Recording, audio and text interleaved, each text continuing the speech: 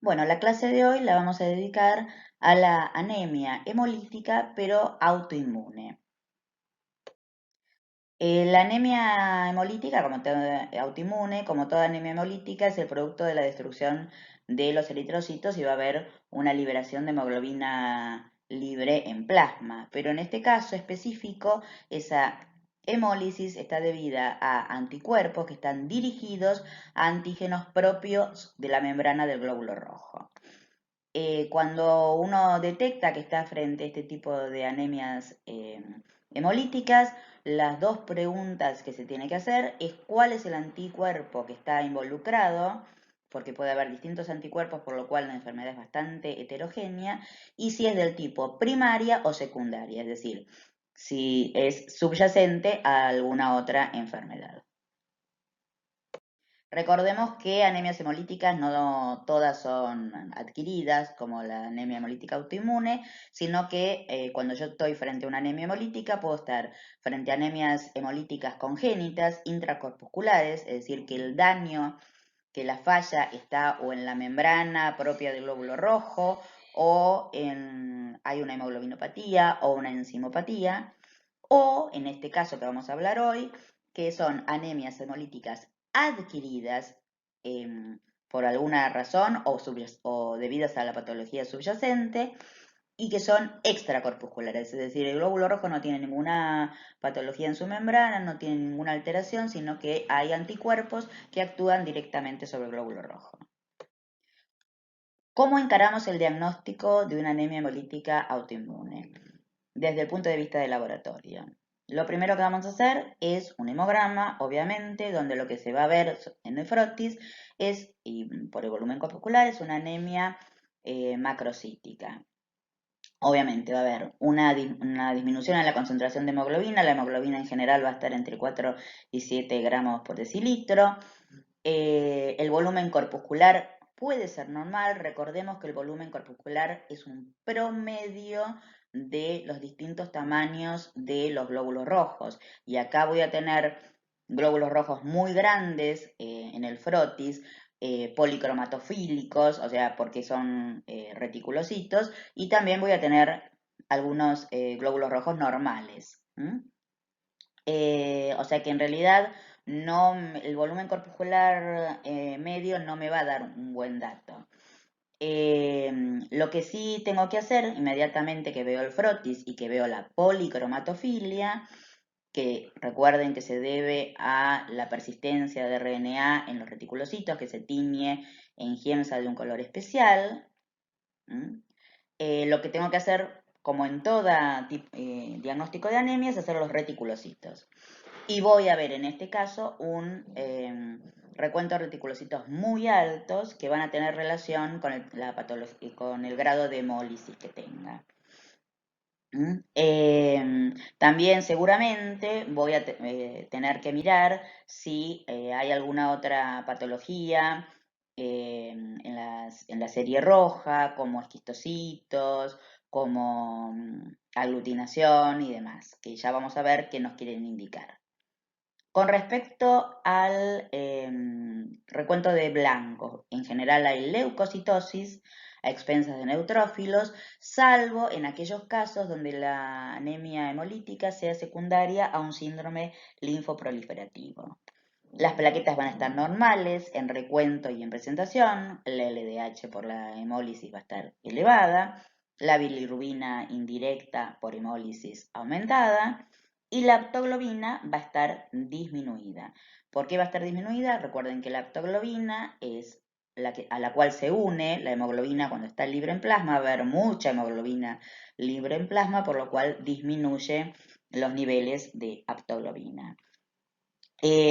Más allá de esto, va a estar aumentada también la TGO o aspartato, debido también a la hemólisis. En general se aconseja la realización de un coagulograma en búsqueda de si hay alguna patología como un anticoagulante lúpico, que es muchas veces una de las enfermedades subyacentes. También se hace un examen de orina para la búsqueda de hemoglobinuria, de hematuria, de proteinuria. y distintos estudios que vamos a ir viendo más adelante para la determinación de las enfermedades que podrían provocarlas. La prueba que nos va a dar el sello a esta anemia es la prueba de Coombs, y la prueba, obviamente, la prueba de Coombs directa, porque ya dijimos que son anticuerpos que se unen a antígenos específicos de la membrana del glóbulo rojo. Entonces lo que yo estoy buscando son glóbulos rojos que ya están sensibilizados por esos anticuerpos. Por lo tanto, es una prueba de Coombs directa.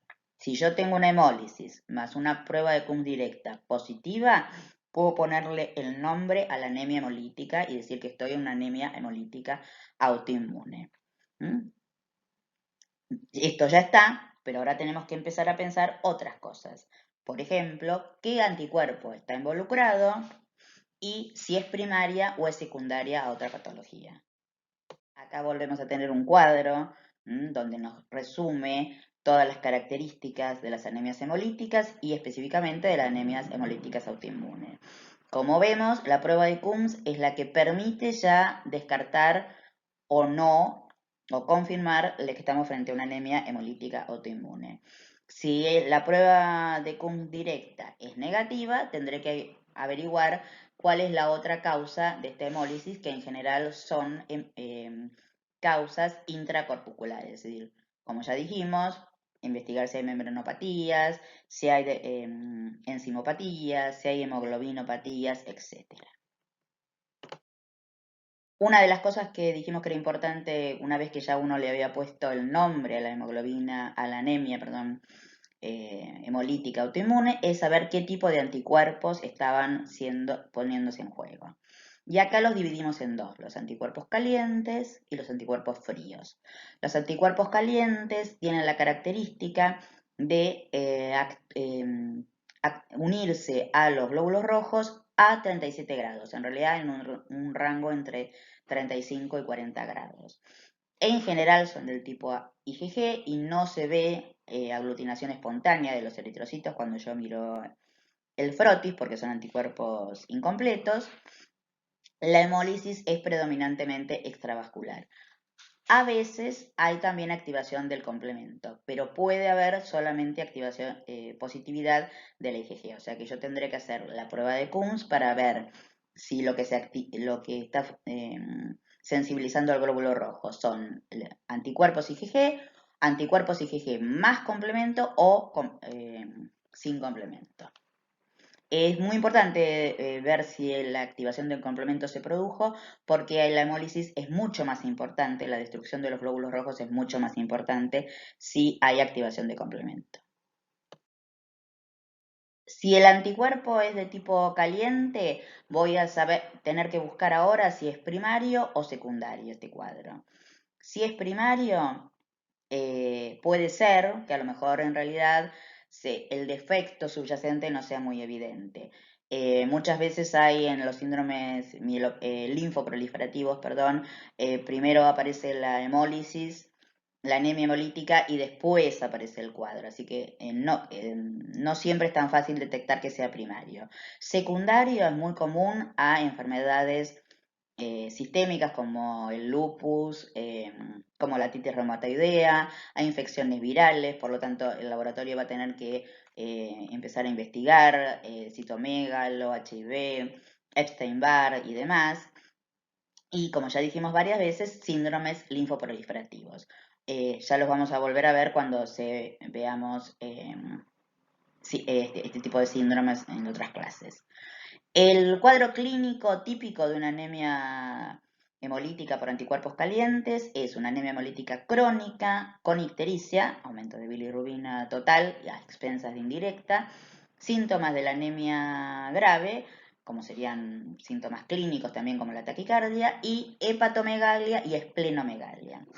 El diagnóstico, como siempre y como vamos a ver también en los fríos, el test de Coombs directo positivo. Dijimos que había anticuerpos calientes porque hay también anticuerpos fríos. Esto quiere decir que se fijan al hematí a bajas temperaturas, menos de 4 grados. Los anticuerpos fríos en general son IgM, en general siempre fijan complemento, son anticuerpos completos, por lo tanto va a haber cuando nosotros miremos los frotis, aglutinación espontánea de los eritrocitos, y siempre producen hemólisis intravascular. Muy importante entonces, tanto en los estudios de anticuerpos calientes como de anticuerpos fríos, cuando uno hace una toma de muestra del paciente, si sospecha la presencia de uno u otro de estos anticuerpos, es mantener temperaturas correspondientes. Es decir, si la muestra está fría, los anticuerpos fríos tendrán más posibilidades de unirse, por lo cual van a alterar más las pruebas de laboratorio. En el caso de anticuerpos calientes, hay que tratar de mantener toda el momento de la toma de muestra, más los tubos donde se van a tomar la muestra, más todo a lo largo del trayecto hasta que procesemos la muestra a 37 grados.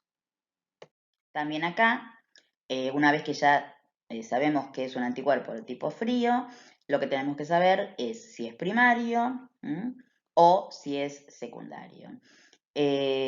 Secundario, pues también puede ser infecciones virales, también puede ser, en general son anticuerpos policlonales, también puede ser debidos a patologías en la línea B, en los linfocitos B, y los primarios son lo que se conoce como crioaglutininas, que lo que vemos claramente es que cuando nosotros le sacamos sangre al paciente, esto es uno de los problemas que puede haber cuando uno hace automatización frente a una anemia hemolítica del tipo de los anticuerpos fríos. Uno toma la muestra del paciente y no la trabaja inmediatamente, y por lo tanto la muestra comienza a bajar su temperatura.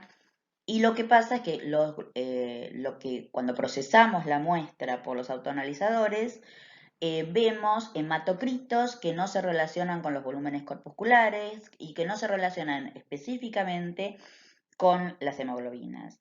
Recordemos que los hematocritos en general en los aparatos automatizados están calculados, es decir, lo que hace el aparato automatizado en realidad es contar el recuento de glóbulos rojos y mirar el volumen corpuscular. Y según eso puede calcular, recordando que el volumen corpuscular es el hematocrito dividido el recuento de glóbulos rojos, haciendo la cuenta inversa, yo puedo, teniendo el volumen corpuscular medio y el recuento de glóbulos rojos, calcular el hematocrito. Como los glóbulos rojos en los anticuerpos fríos están aglutinados, cuando baja la temperatura se aglutinan, ¿se acuerdan que lo mencionamos anteriormente? Voy a tener un volumen corpuscular alterado y voy a tener un recuento de rojos disminuido. Entonces, el hematocrito no corresponde, no se relaciona con la hemoglobina que yo veo. Recuerden que la hemoglobina en los aparatos automatizados se mide como siempre por una reacción química, por lo tanto, no se altera estemos frente o no a la presencia de un anticuerpo. Entonces, si no hay correlación entre el hematocrito que yo veo y la hemoglobina, confío más en el valor siempre de la hemoglobina, lo que tengo que hacer es colocar la muestra de hemograma a 37 grados para revertir el proceso de aglutinación que se produjo. Si pasado un tiempo a 37 grados lo vuelvo a medir, lo más probable es, esto deberá ser según el grado de anticuerpos fríos que tenga el paciente, que la correlación esté bien, es decir, el hematocrito tenga relación con la hemoglobina, o que haya mejorado nada más. Esto dependerá de el título de anticuerpos fríos que tenga el paciente. Y este es un cuadro donde nos muestra el algoritmo de estudio de todo lo que estuvimos hablando. Anemia normocítica o macrocítica con reticulocitos altos, aptoglobina baja, bilirrubina indirecta alta, LDH alta, es una anemia hemolítica. Tengo que saber si es autoinmune o es intracorpuscular. Si la prueba de Coombs directa es positiva, ya puedo ponerle rótulo de anemia hemolítica autoinmune. Y ahí veré si son anticuerpos calientes o anticuerpos fríos. Y según esto, seguiré con un examen de la familia, un examen clínico exhaustivo para ver si son primarios o secundarios a patología subyacente.